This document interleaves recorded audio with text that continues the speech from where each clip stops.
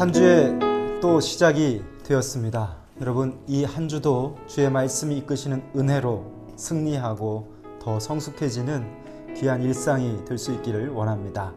기도하겠습니다. 아버지 하나님, 오늘도 우리에게 새 날, 새 기회를 주셔서 감사합니다.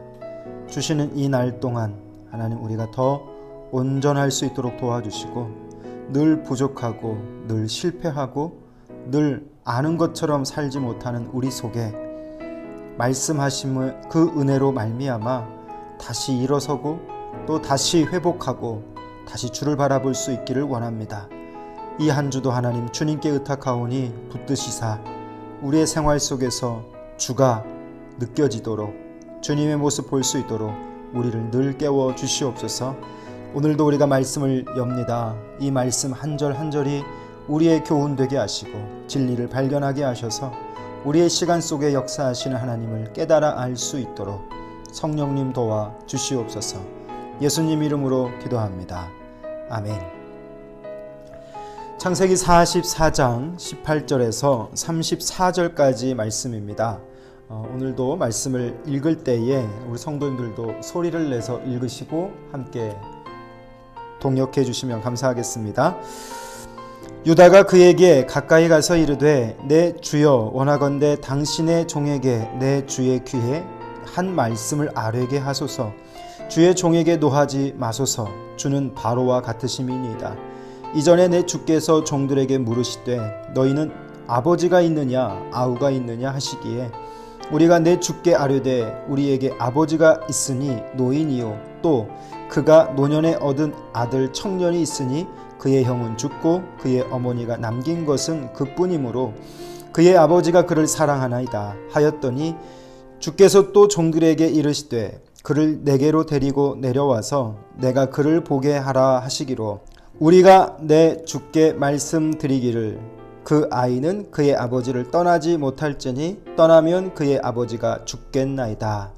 여기까지 말씀을 먼저 보겠습니다. 18절부터 시작되는 이야기는 유다가 모든 형제들을 대신해서 총리 앞에 서게 되죠. 그리고 나서 그의 아버지에게 약속한 대로 오늘 그가 자신을 베냐민을 대신해서 내어주기로 마음을 먹게 됩니다. 그리고 19절부터 32절까지 말씀을 보면 유다는 베냐민을 돌려보내고 자신이 대신 남아야 하는 그 상황을 그 이유를 차근차근 설명하고 있습니다.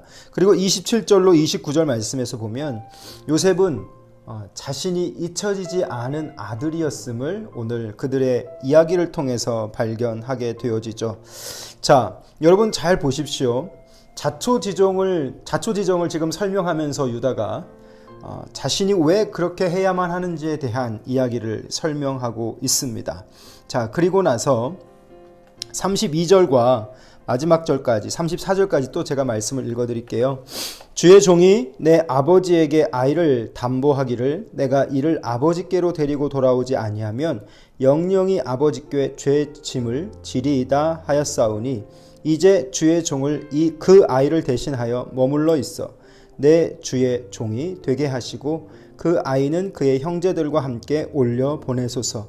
그 아이가 나와 함께 가지 아니하면 내가 어찌 내 아버지에게로 올라갈 수 있으리이까. 두렵건대 제 해가 내 아버지에게 미침을 보리이다. 여러분, 오늘 말씀의 묵상의 포인트를 저는 그 유다의 변화에 좀 집중을 해보고 싶습니다. 묵상의 포인트는 방금 읽어드린 32절로 34절의 말씀인데요. 오늘 유다가 지난날의 그 유다의 모습과는 달리 전혀 다른 모습으로서의 유다의 모습을 나타내고 있습니다. 막내 동생인 그 베냐민, 그 위에 요셉이 있죠. 그 베냐민 대신에 자기에게 책임을 물어달라라고 하는 것이 오늘 우리의 본문의 스토리가 되어집니다. 여러분, 이전의 유다는 어떤 자였을까요? 우리가 알고 있는 그 유다의 개념을 한번 정리해 보자면 자기 목만 챙기는 사람이었고요. 또 성적으로 문란한 사람이기도 했고, 또 자랑할 것 보잘것 없는 그런 삶을 살았습니다. 그런데 왜 요셉이 아닌 유다에게 예수님이 오시는가? 그 이야기를 저번에 한번 나눠본 적이 있죠. 유다가 베냐민을 매개로 해서 오늘 그의 온전함이 조금씩 세워져 가는 것을 봅니다. 베냐민을 대신하려는 그 스스로의 모습을 여러분 한번 깊이 잘 보실 수 있으면 좋겠습니다. 자기 목숨을 취하라 라고 하는 말까지 하고 있죠. 자기의 존재를 버려가면서까지 동생과 아버지를 위한 그의 그 어떤 희생의 모습을 오늘 볼 수 있습니다. 우리는 묵상할 때마다 하나님이 어떤 분이신가 라고 하는 질문을 하죠. 그 하나님을 오늘 이 안에서 정리해 보자면, 하나님은요, 유다의 변신을 하실 수 있는 모습. 다시 말씀드리면 유다의 변신을 보면서 하나님의 능력을 볼 수 있는 것이죠. 그래서 하나님은 어떤 분이신가? 유다를 보면서 오늘 하나님은 그분이 하실 수 있는 일을 절대 포기하지 않는 것을 보게 됩니다. 제가 오늘 말하는 실수가 좀 많은데요. 유다를 보면서 저는 이것을 정리해 봅니다. 하나님의 열심이 얼마나 강력하고 능력 있는지를 깨닫게 되어지는 거죠. 하나님의 열심은 그럼에도 불구하고 그를 변화시키셔서 바로 잡으시고 바로 세워주셔서 그 섭리 안으로 인도하시는 그 하나님의 역사 속에 들어가게 하신다라고 하는 겁니다. 사람을 새롭게 하는 그 하나님의 방식, 저는 이것을 터치라고 말씀드리고 싶습니다.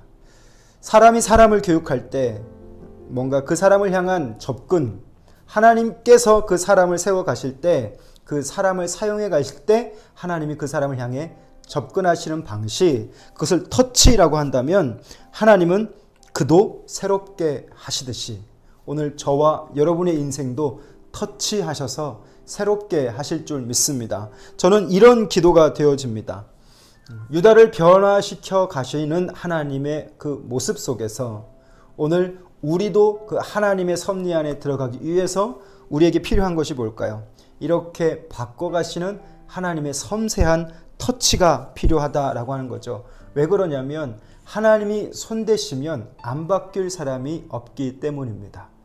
사람이 바뀌는가? 라고 하는 질문을 우리 성도들께 드렸을 때 우리 성도들은 안 바뀐다 라고 말씀하셨어요. 그러나 성경을 보자면 하나님의 터치가 있는 사람들은, 하나님이 손대시는 자들은 반드시 바꾸어지는 것이죠. 오늘 유다는요, 과거의 유다가 아니라 더 다른 모습으로의 그 유다로서의 매력을 오늘 하나님 앞에서 그리고 그와 만나는 모든 자들 앞에서 나타내고 있습니다. 여러분, 이 하나님 앞에서 내가 누구인가 라고 하는 것을 생각해 본다면 오늘 이 묵상이 좀 더 깊어질 수 있을 것 같습니다. 내가 누구인가, 자기가 누구인가 라고 하는 그 인식의 기능만 있어도 우리가 하나님 앞에서 자세와 태도를 다르게 할 수 있을 겁니다. 하나님 앞에 두려운 마음으로 서 있는 것, 그래야 우리는 변화될 수 있기 때문이죠. 내가 누구인지를 알기 때문에, 내가 지난날에 요셉을 버리는 것에 동참하고 그를 어렵게 만들었던 그 유다의 지난날의 시간들, 그리고 현재의 유다는 변화되어지고 바꿔져서 오늘 그가 그 모든 책임을 스스로 짊어지겠다라고 하는 대속의 의미를 주고 있는 것이죠. 저는 그래서 오늘 유다는 자기가 과거에 어떤 자였는가라고 하는 그 의식이 있었고, 그 의식 때문에 하나님 앞에서 오늘 그는 두려운 마음으로 설 수 있게 된 것이죠. 그 두려운 마음이 오늘 유다를 이렇게 변화시켰다라고 저는 정의하고 싶습니다. 사랑하는 성도 여러분, 자기가 누구인지를 아는 사람, 그 사람이 변화될 수 있습니다.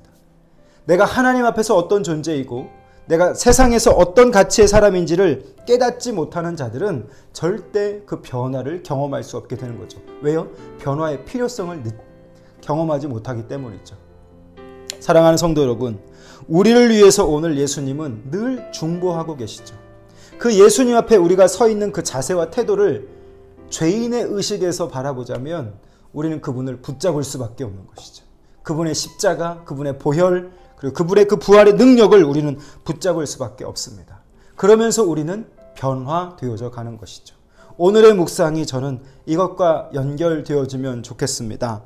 자기 아버지 야곱에게 말했던 것처럼 오늘 유다는 그것을 실천하고 그 자신이 변화되어져서 오늘 나아가고 있는 그 갈등을 처리하고 있는 모습을 보게 됩니다.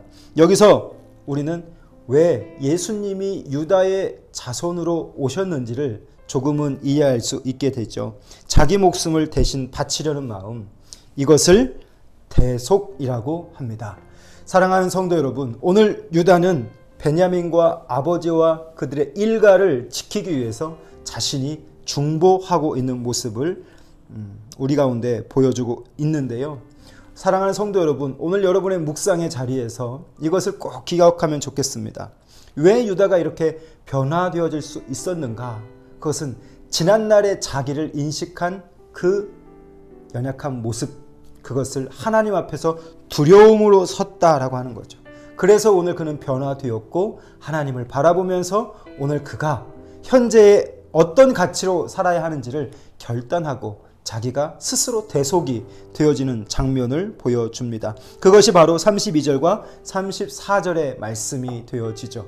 사랑하는 성도 여러분, 생각지 못한 은혜를 누리고 지금 잘 살고 있지만 과거에 우리가 누구였는지를 기억하지 못한다면, 자각하지 못한다면 하나님과 사람 앞에서 겸손하게 살아갈 수가 없습니다. 오늘 우리가 누구였는지를 생각해 보십시오. 지난날에 말이죠.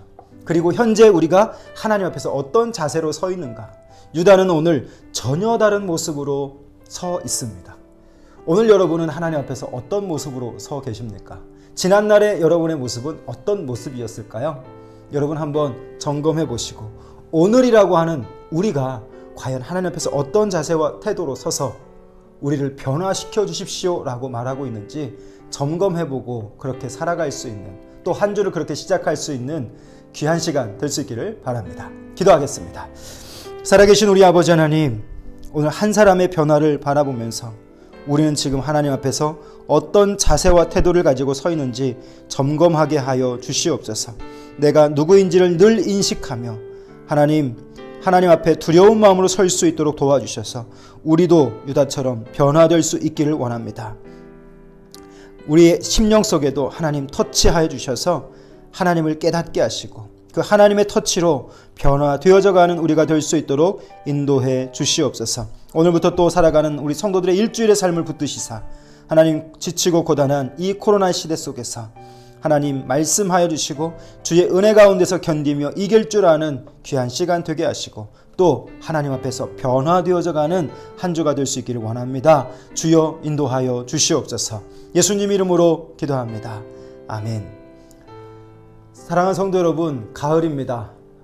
예전 같던 가을은 아니지만 하늘은 여전하고 공기도 여전한 것 같습니다. 이 여전함들 속에서 여유 잃지 마시고 이 한 주도 주님 안에서 여유롭고 평안하시기를 소원합니다. 감사합니다.